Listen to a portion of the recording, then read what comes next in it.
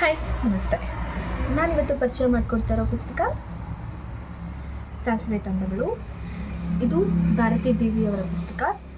ನಾನು ಅಂದ್ಕೊಂಡೆ, ನಾನು ಇದು ಮೊದಲೆಲ್ಲ ಓದಿದ್ದೀನಲ್ಲ ಭಾರತಿ ಬಿ ವಿ ಅವ್ರದ್ದು, ಅಂದರೆ ನಕ್ಷತ್ರಗಳ ಸುತ್ತ ನಾಡಿನಲ್ಲಿ, ಮತ್ತು ಅವ್ರದ್ದು ಇನ್ನೊಂದು ಕಥಾ ಸಂಕಲನ ಇದೆ, ಅದು ಅವರ ಮೊದಲನೇ ಪುಸ್ತಕ ಅಂತ. ಆದರೆ ಇಲ್ಲ, ಈ ಸಾಸಿವೆ ತಂದವಳು ಇದೇ ಫಸ್ಟ್ ಪುಸ್ತಕ ಅಂತೆ ಅವ್ರದ್ದು. ಈ ಪುಸ್ತಕದ ಬಗ್ಗೆ ಹೇಗೆ ಶುರು ಮಾಡಲಿ ಅನ್ನೋದೇ ಒಂದು ಇದಿದೆ, ನನಗೆ ಡೌಟಲ್ಲಿದೆ. ಯಾಕೆ ಅಂತ ಹೇಳಿದ್ರೆ, ಈಗ ನಮಗೆ ಒಂದು ಸಣ್ಣ ಕಾಯಿಲೆ ಬಂದ್ರೇ ಸಾಕು, ಯಾಕಾದ್ರೂ ಬರುತ್ತಪ್ಪ ಇದು, ಏನೋ ತಲೆ ಮೇಲೆ ಬಿದ್ದವ್ರು ಹಾಗೆ ನಾವು ರಿಯಾಕ್ಟ್ ಮಾಡ್ತೀವಿ. ಆದರೆ ಭಾರತಿ ಬಿ ವಿ ಅವರು ಸ್ವತಃ cancer patient ಆಗಿದ್ದವರು.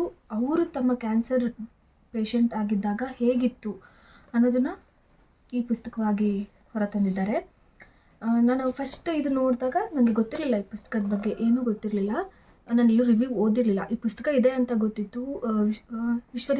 Whispering page Ashwini ಅವರು ವಿಡಿಯೋ ಕೂಡ ಮಾಡಿದರು, ಬಟ್ ನಾನು ಅದರ ರಿವ್ಯೂ ಏನೂ ಓದಿರಲಿಲ್ಲ. ಈ ಪುಸ್ತಕ ನೋಡಿದಾಗ ನಾನು ಅಂದ್ಕೊಂಡೆ ಇದು ಬೇರೆ ಯಾರೋ, ಇದು ಲೇಖಕಿಯವರು ಅಂತ ಗೊತ್ತಿತ್ತು. ಅಂದರೆ ಕ್ಯಾನ್ಸರ್ ಬಗ್ಗೆ ಇರೋ ಪುಸ್ತಕ ಅಂತ ಗೊತ್ತಿತ್ತು.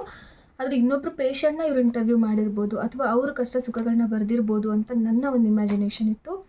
ಆದರೆ ಇಲ್ಲ, ಇದು ನೋಡಿ, ಇದು ಪಿಕ್ಚರೇ ಎಲ್ಲದನ್ನೂ ಹೇಳುತ್ತೆ. ಸ್ವತಃ ಇದು ಭಾರತಿ ಬಿ ವಿ ಅವರು ಎರಡು ಕೂಡ, ಅವರಿದ್ದಾಗ ಹೇಗಿದ್ದರು, ಈಗ ಹೇಗಿದ್ದಾರೆ ಅನ್ನೋ ಪಿಕ್ಚರ್ ಅನಿಸುತ್ತೆ. ತುಂಬ ಚೆನ್ನಾಗಿದೆ. ಎಲ್ಲೂ ಕೂಡ ಅವರು ಮುಜುಗರ ಪಟ್ಕೊಂಡಿಲ್ಲ. ಚಿಕಿತ್ಸೆಗಳ ಬಗ್ಗೆ ಬರೆಯುವಾಗ, ಹೇಗಿತ್ತು ಟ್ರೀಟ್ಮೆಂಟ್ ಅನ್ನುವಾಗ ತೀರಾ ಓಪನ್ ಮೈಂಡೆಡ್ ಆಗಿ ಮತ್ತು ಅಷ್ಟೇ ಬೋಲ್ಡ್ ಆಗಿ ಬರೆದಿದ್ದಾರೆ. ಆದರೆ ಎಲ್ಲ ಕಡೆ ಅಕ್ಷರದಲ್ಲಿ ಅವ್ರದ್ದು ನೋವು ಗೊತ್ತಾಗುತ್ತೆ, ಅವರು ಎಷ್ಟು ಸಫರ್ ಆಗಿದ್ದಾರೆ ಅನ್ನೋದು ಗೊತ್ತಾಗುತ್ತೆ. ಟ್ರೀಟ್ಮೆಂಟ್ ಬಗ್ಗೆಯಿಂದ ಹಿಡಿದು ಕೆಲವೊಂದು ಡಾಕ್ಟರ್ ಅವ್ರನ್ನ ಹೇಗೆಲ್ಲ ಟ್ರೀಟ್ ಮಾಡಿದ್ರು.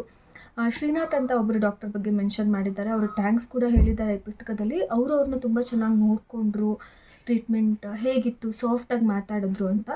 ಇದಕ್ಕೂ ಮೊದಲು ಅವರೊಬ್ಬರು ಡಾಕ್ಟರ್ ಹತ್ರ ಹೋದಾಗ, ಅಂದರೆ ಅವ್ರಿಗೆ ಒಂದು ಡೌಟ್ ಇರುತ್ತೆ, ಗೆಡ್ಡೆ ಎಲ್ಲ ನೋಡಿದಾಗ ಹೋಗಿ ತೋರಿಸಿದಾಗ ಅವ್ರು ಎಷ್ಟು ರ್ಯಾಶ್ ಆಗಿ ಬಿಹೇವ್ ಮಾಡಿದ್ರು, ಅದನ್ನು ಕೂಡ ಅವ್ರಲ್ಲಿ ಮೆನ್ಷನ್ ಮಾಡಿದ್ದಾರೆ. ಕೊನೆಗೆ ಅವರು ಪೇಷಂಟ್ ಆಗಿದ್ದಾಗ ಎಲ್ಲರೂ, ಸಮಾಜ ಅವ್ರನ್ನ ಹೇಗೆಲ್ಲ ನೋಡ್ತು, ಫ್ರೆಂಡ್ಸ್ ಅವ್ರನ್ನ ಹೇಗೆ ಟ್ರೀಟ್ ಮಾಡಿದ್ರು, ನಮ್ಮ ಜನ ಕ್ಯಾನ್ಸರ್ ಪೇಷಂಟ್ಗಳನ್ನ ಇನ್ನೂ ಏನೆಲ್ಲ ಮಿತ್ತಿಟ್ಕೊಂಡಿದ್ದೀವಿ, ಕಿಮೋಥೆರಪಿ ಬಗ್ಗೆ ಇರೋರು ಕೆಲವೊಂದು ಸುಳ್ಳುಗಳು, ನಿಜಗಳು, ಎಲ್ಲದನ್ನು ಅವರು ತುಂಬ ಚೆನ್ನಾಗಿ ಇದರಲ್ಲಿ ಬರೆದಿದ್ದಾರೆ. ಇದು ನಾನು ತೊಗೊಂಡಿರೋದು 6ನೇ ಮುದ್ರಣ ಪುಸ್ತಕ. ಅದು ಮೊದಲನೇ ಮುದ್ರಣಕ್ಕೂ ಇದಕ್ಕೂ ಏನು ಡಿಫ್ರೆನ್ಸ್ ಅಂತ ಹೇಳಿದ್ರೆ, ಮೊದಲನೇ ಮುದ್ರಣದಲ್ಲಿ ಬರೆದಾಗ 2ನೇ ಸರಿ ಕ್ಯಾನ್ಸರ್ ಬರೆದಿರೋ ಅನುಭವಗಳನ್ನ ಅವ್ರು ಅದ್ರಲ್ಲಿ ಬರೆದಿಲ್ವಂತೆ. ಇದರಲ್ಲಿ ಇದೆ. ಹಾಗಾಗಿ ಮೊದಲನೇ ಮುದ್ರಣದಲ್ಲಿ ಯಾರೆಲ್ಲ ಓದಿದ್ದೀರಾ ಅವ್ರು ಒಮ್ಮೆ ಇದನ್ನು ಕೂಡ ಓದೋದು ಒಳ್ಳೆಯದು. ಯಾಕಂದರೆ 2ನೇ ಸರಿ ಕೂಡ ಕ್ಯಾನ್ಸರ್ ತುತ್ತಾಗಿರೋ ಪೇಷಂಟ್ನ ಮನಸ್ಥಿತಿನ ಅವ್ರಲ್ಲಿ ಚೆನ್ನಾಗಿ ತೋರಿಸಿದ್ದಾರೆ.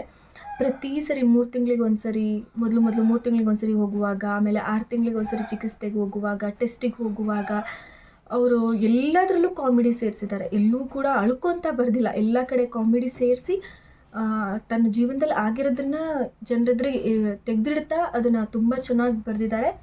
ನನಗಂತೂ ಎಲ್ಲರೂ ಓದಲೇಬೇಕು ಅನ್ನಿಸ್ತು.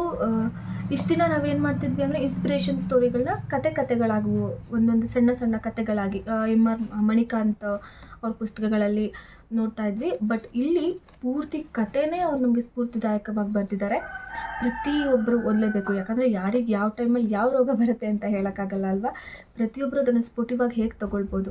ಹಾಗಂತ ಇವ್ರಿಗೆ ಭಯ ಇರಲಿಲ್ವಾ? ಇಲ್ಲ, ಖಂಡಿತ ಒಂದು ತಲೆನೋವು ಬಂದ್ರೇ ನಾನು ಸತ್ತೋಗ್ಬಿಡ್ತೀನೇನೋ ಅಂತ ಅಷ್ಟು ಓವರ್ ಥಿಂಕ್ ಮಾಡ್ತಿದ್ರಂತೆ ಭಾರತೀಯವರು ಮೊದಲು. ಈಗ ಈ ಕಾದಂಬರಿನ ಅವರು ಅಷ್ಟು ಧೈರ್ಯವಾಗಿ ಬರೆದು ನಮ್ಮ ಮುಂದೆ ಇಟ್ಟಿದ್ದಾರೆ ಅಂದರೆ, ಎಲ್ಲೋ ಒಂದು ಕಡೆ ಪ್ರತಿಯೊಬ್ಬ ಜೀವನದಲ್ಲಿ ಎಲ್ಲರೂ ನಾವು ಸಫರ್ ಮಾಡೋದೆ, ಅದನ್ನು ಹೇಗೆ ತೊಗೊಳ್ಬೇಕು ಅನ್ನೋದನ್ನು ಇದನ್ನು ನೋಡಿ ಕಲ್ತ್ಕೊಳ್ಬೋದು. ನನ್ನ ಪ್ರಕಾರ ಎಲ್ಲರೂ ಓದಲೇಬೇಕಾದಂಥ ಪುಸ್ತಕದ ಸಾಲಿಗೆ ನಾನು ಇದನ್ನು ಸೇರಿಸ್ತೀನಿ. ಪುಸ್ತಕದ ಬೆಲೆ ಬಂದು 270 ರೂಪಾಯಿ. ಎಲ್ಲ ಪುಸ್ತಕದ ಮಳಿಗೆಗಳಲ್ಲಿ ಆನ್ಲೈನಲ್ಲಿ ಇದು ಸಿಗುತ್ತೆ ಅಂದ್ಕೊಂಡಿದ್ದೀನಿ. ನಾನು ಇದನ್ನು ತಗೊಂಡಿದ್ದು ಡಿಸೆಂಬರ್ 2025 ಡಿಸೆಂಬರಲ್ಲಿ ತೊಗೊಂಡು, ಕನ್ನಡ ಲೋಕದಿಂದ ನಾನು ತರಿಸಿರೋದು. ಪುಸ್ತಕ ಬೇಕು ಅಂತ ಹೇಳಿದರೆ ಎಲ್ಲ ಮಳಿಗೆಗಳಲ್ಲೂ ಸಿಗುತ್ತೆ. ಎಲ್ಲರೂ ಓದಲೇಬೇಕಾದಂಥ ಪುಸ್ತಕ, ಓದಿ. Thank you.